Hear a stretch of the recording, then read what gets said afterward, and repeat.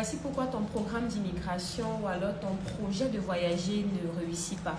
La plupart du temps, c'est vous le problème ou alors c'est votre capacité à être persévérant le problème. D'accord, dans cette vidéo, je vais essayer d'être assez bref et assez strict parce que à chaque fois, je reçois dans mes bureaux des personnes qui disent « Ah, ça fait 5 ans que j'essaie, je veux voyager, mais ça ne marche pas. On m'a déjà beaucoup arnaqué et tout. » Je vais vous dire que c'est vous le problème. Je vais vous dire que c'est vous le problème parce que facilement, vous faites souvent confiance aux mauvaises personnes.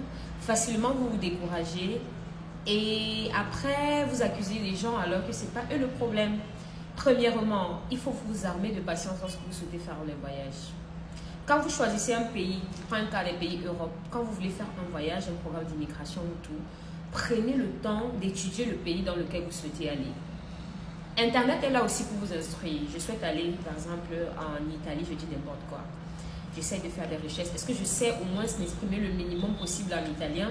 Est-ce que je connais un peu comment sont structurées les procédures en termes d'enregistrement de contrats et de paperasse en Italie? Est-ce que je connais les différents décrets que l'Italie a et les différentes politiques que l'Italie a en matière d'immigration ou en matière de faire venir les étrangers sur leur territoire? Vous n'êtes pas instruit. Et vous vous découragez très rapidement parce que vous vous dites que « Ah, j'ai essayé une fois, ça n'a pas donné. » Non. La plupart des personnes qui sont en Europe ou à l'étranger vont vous dire « Pour réussir un programme d'immigration, moi je vais prendre l'exemple d'une personne que j'affectionne beaucoup qui est actuellement en Suisse.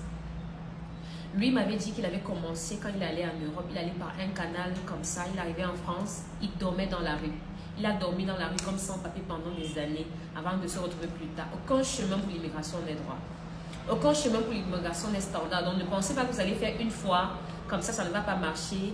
Et d'un coup comme ça, là, vous allez tomber sur une opportunité magique. Toutes ces personnes que vous voyez qui réussissent à l'étranger, en Europe, aux États-Unis et partout, ils ont persévéré. Deuxièmement, faites confiance aux mauvaises personnes.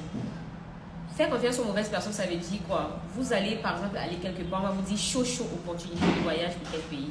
Vous allez directement porter l'argent donné parce qu'on vous a dit chaud. Non.